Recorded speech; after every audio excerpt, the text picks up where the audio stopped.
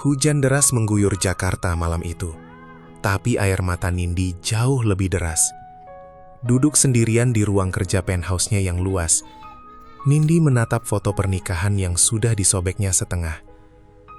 Wajah tampan mantan suaminya, Reza, masih tersenyum di sana. Senyum yang dulu membuatnya percaya bahwa cinta bisa membeli kebahagiaan. 3 tahun pernikahan. 3 tahun ia memberikan segalanya. Reza, yang dulu hanya seorang manajer menengah, tiba-tiba menjadi pengusaha sukses berkat modal dan koneksi Nindi.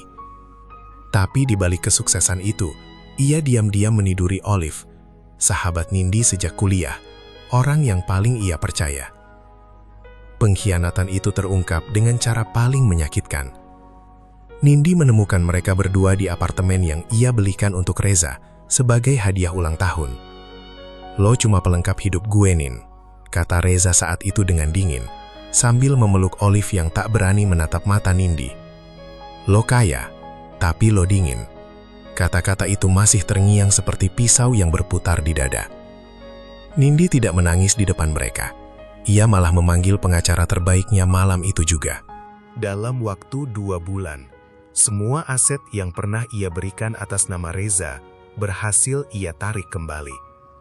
Rumah, mobil, saham perusahaan sampingan, semuanya.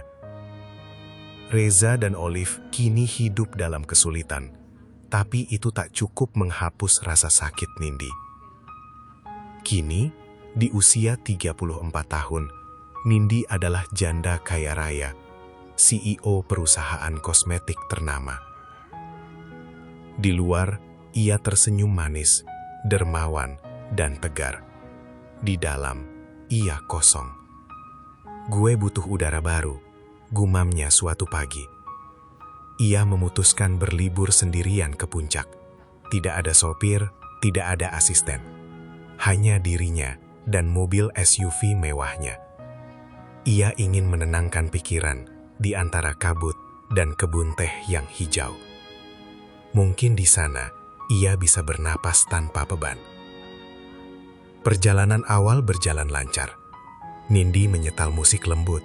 Angin sejuk masuk lewat jendela yang sedikit terbuka.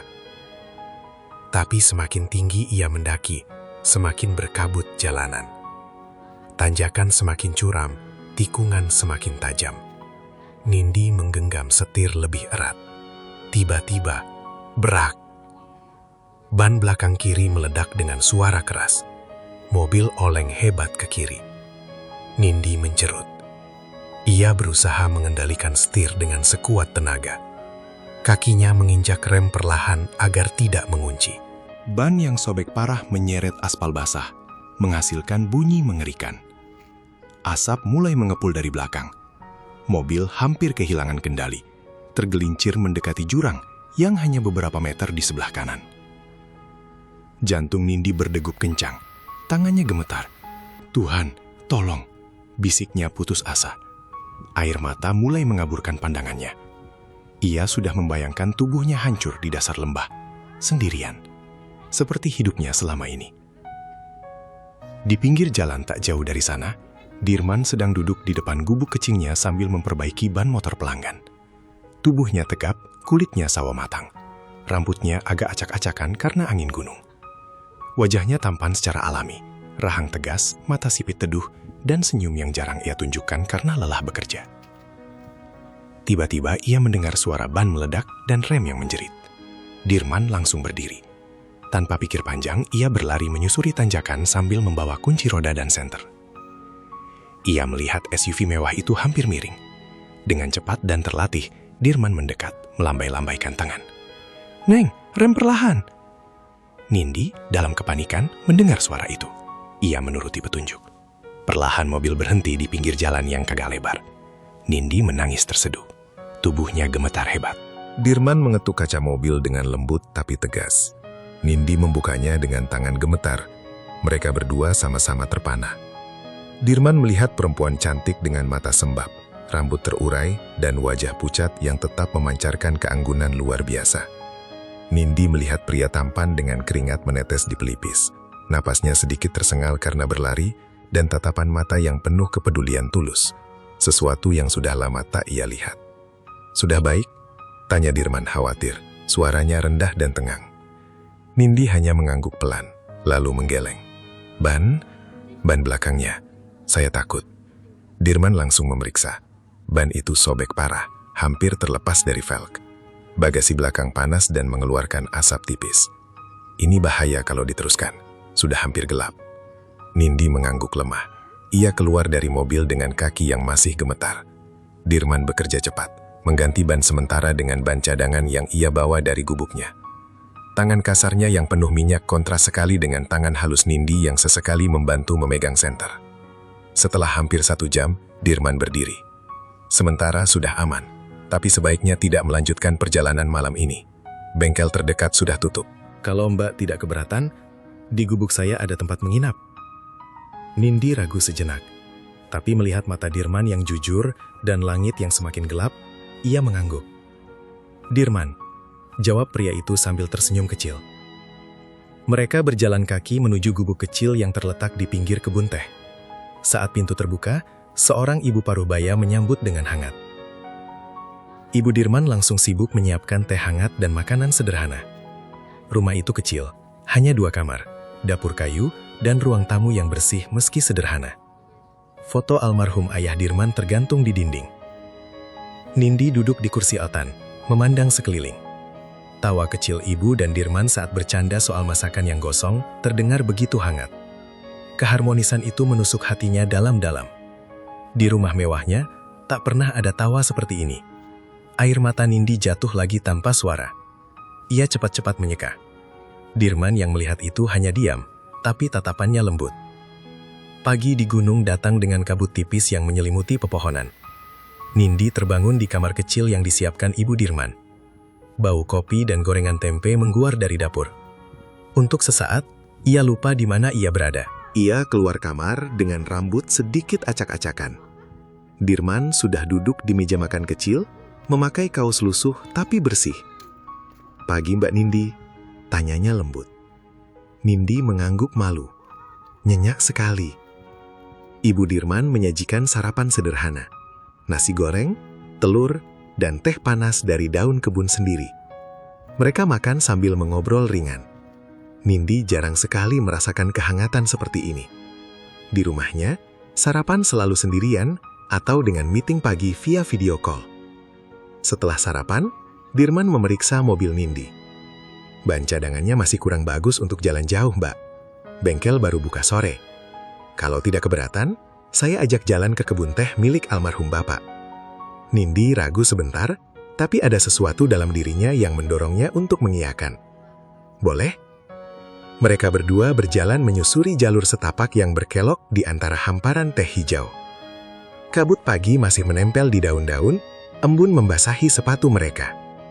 Udara sejuk menusuk kulit. Dirman berjalan di depan, sesekali menoleh memastikan Nindi baik-baik saja.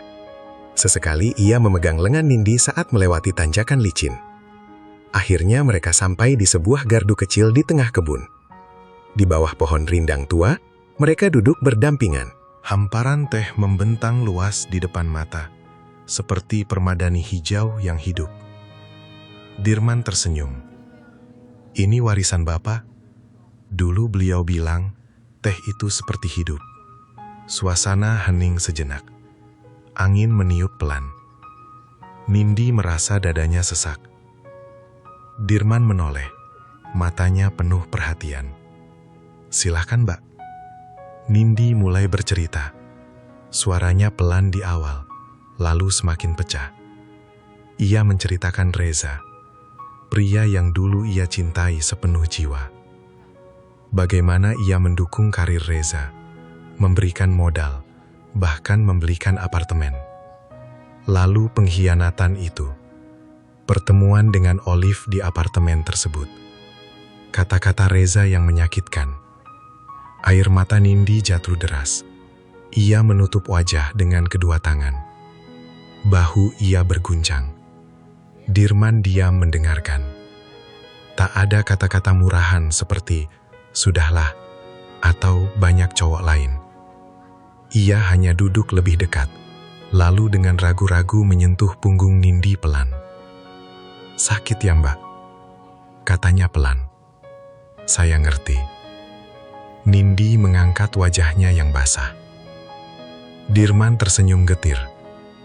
Ia menatap kebun teh di depannya. "Tidak bersih sama, tapi saya juga pernah kehilangan. Ayah saya meninggal 5 tahun lalu, kanker. Saya waktu itu dapat beasiswa kuliah di Bogor, tapi ibu sendirian. Saya putuskan pulang, jadi tukang tambal ban, supaya bisa jaga ibu dan rawat kebun ini. Kadang saya iri sama orang-orang kaya yang bisa bebas, tapi saya lihat Mbak Nindi kemarin malam, menangis sendirian. Mereka saling pandang. Jarak di antara mereka semakin dekat." Dirman mengusap air mata di pipi Nindi dengan ibu jarinya. Sentuhan itu hangat, kasar karena kerja kasar, tapi penuh kelembutan yang belum pernah Nindi rasakan. Tanya Nindi, suaranya hampir hilang. Dirman menunduk sebentar. "Karena sejak pertama lihat Mbak di mobil, saya merasa ada yang beda. Cantik, tapi kelihatan rapuh. Saya nggak biasa ketemu orang seperti Mbak." Nindi tak kuasa lagi. Ia memeluk Dirman erat. Tubuh pria itu kaku sebentar karena kaget, lalu balas memeluk dengan lembut. Pelukan itu penuh emosi.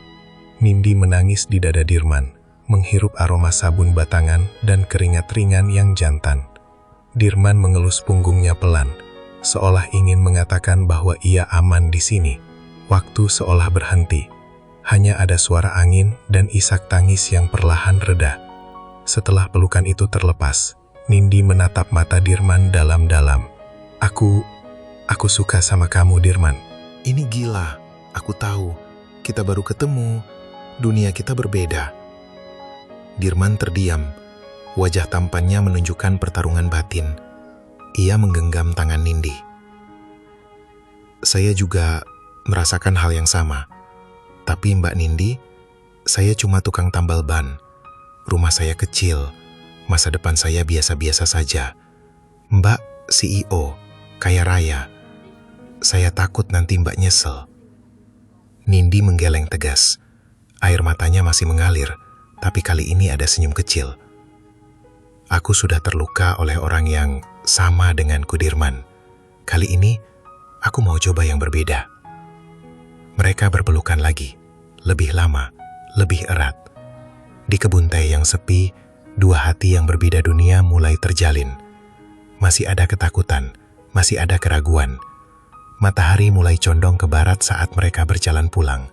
Tangan mereka sesekali bersentuhan. Tak ada janji besar, hanya janji kecil untuk terus saling mendengar. Malam itu, di gubuk kecil, Nindi tidur dengan hati yang lebih ringan. Beberapa hari berlalu sejak pengakuan di kebun teh. Mobil Nindi sudah diperbaiki, tapi ia tak kunjung pergi. Setiap pagi ia membantu ibu Dirman memasak. Sore hari ia menemani Dirman tambal ban atau merawat kebun. Dunia Nindi yang dulu penuh meeting dan target penjualan, kini terasa jauh lebih hidup di tengah kesederhanaan. Suatu sore, saat matahari mulai condong ke barat dan mewarnai kebun teh dengan cahaya keemasan, Dirman mengajak Nindi kembali ke gardu kecil tempat mereka pertama kali berbagi cerita. Kali ini, tangannya tak ragu lagi menggenggam tangan Nindi sepanjang jalan. "Mbak, Nindi," kata Dirman pelan setelah mereka duduk. Suaranya bergetar. "Saya sudah berpikir panjang. Saya tahu saya nggak punya apa-apa dibandingkan Mbak. Tapi saya janji, saya akan mencintai Mbak dengan tulus, setiap hari." Dirman berlutut di depan Nindi, mengeluarkan cincin sederhana dari kayu yang ia ukir sendiri. Air mata Nindi langsung jatuh. Ia tak menyangka pria sederhana ini berani melamar dengan segala keterbatasannya. "Ya, aku mau, Dirman," jawab Nindi sambil tersenyum di antara tangis. "Aku nggak butuh mewah." Pelukan mereka di bawah cahaya senja menjadi saksi. Dua dunia yang berbeda akhirnya bertemu. Pernikahan digelar secara sederhana 2 minggu kemudian di halaman gubuk Dirman. hanya dihadiri Ibu Dirman, beberapa tetangga, dan 2 orang kepercayaan Nindi dari kantor. Tak ada pesta mewah, tak ada gaun mahal. Nindi memakai kebaya putih sederhana yang dibeli di pasar terdekat. Dirman memakai baju koko putih yang rapi. Saat akad nikah, suara Dirman bergetar saat mengucap ijab kabul. Nindi menangis bahagia saat mengucap sah. Malam itu, setelah para tamu pulang, mereka berdua pergi ke villa milik Nindi yang terletak di lereng bukit menghadap langsung ke perkebunan teh almarhum ayah Dirman. Di kamar utama dengan pemandangan kebun teh yang diterangi bulan, Dirman mendekat dengan lembut. Bisiknya. Nindi mengangguk, matanya penuh kerinduan. Mereka berciuman dengan penuh emosi yang terpendam. Dirman mengangkat Nindi ke ranjang dengan hati-hati. Malam itu mereka menyatu untuk pertama kali, penuh kelembutan, keringat, dan air mata bahagia. Dirman mencintai Nindi dengan penuh penghormatan, seolah takut melukai luka lama istrinya. Nindi menyerahkan dirinya sepenuhnya, merasakan penyembuhan di setiap sentuhan. Keesokan sore, setelah berjalan-jalan di kebun teh, gairah kembali menyala. Di teras villa yang sepi, di bawah angin sejuk pegunungan, mereka berpelukan semakin intim. Kali ini lebih berani. Dirman mencium leher Nindi dengan penuh hasrat. Mereka bercinta di sofa panjang teras, sambil mendengar suara daun teh bergesekan. Nindi merintih nama Dirman berulang kali, melepaskan semua beban masa lalunya. Tubuh mereka menyatu dalam irama yang semakin cepat, penuh cinta dan nafsu yang sehat. Malam ketiga menjadi yang paling emosional. Setelah makan malam romantis, Nindi menceritakan lagi ketakutannya ditinggalkan. Dirman mendengarkan, lalu membawa istrinya ke kamar dengan penuh kasih. Kali ini percintaan mereka lambat dan dalam, setiap gerakan penuh makna. Dirman berbisik, "Kamu milikku sekarang." Nindi membalas dengan pelukan erat dan ciuman penuh gairah. Di pagi terakhir bulan madu, sebelum kembali ke kehidupan nyata, gairah kembali membara di kamar mandi villa. Di bawah guyuran air hangat, mereka bercinta untuk keempat kalinya dengan liar, namun penuh kasih sayang. Tawa kecil bercampur erangan. Nindi merasa benar-benar hidup. Dirman memberinya kekuatan yang selama ini ia cari. Setelah bulan madu, kehidupan mereka berubah. Nindi tetap menjalankan perusahaannya, tapi kini lebih rendah hati. Ia sering turun ke lapangan, bahkan membawa Dirman ke kantor untuk belajar mengelola bisnis bersama. Dirman mengembangkan kebun teh menjadi agrowisata kecil dengan bantuan Nindi. Mereka membangun rumah baru yang lebih besar, tapi tetap sederhana di dekat gubuk lama, agar Ibu Dirman tetap nyaman. Nindi belajar memasak masakan sederhana. Dirman belajar mengelola keuangan. Mereka sering bertengkar kecil soal perbedaan kebiasaan, tapi selalu berakhir dengan pelukan dan maaf. Luka lama Nindi tentang Reza dan Olive perlahan sembuh total. Tahun-tahun berlalu, Nindi dan Dirman dikaruniai 2 orang anak. Setiap sore, keluarga kecil itu sering duduk di kebun teh, melihat matahari terbenam. Nindi pernah berkata pada Dirman, "Dulu aku pikir ban yang sobek adalah akhir perjalananku." Dirman tersenyum sambil memeluk istrinya.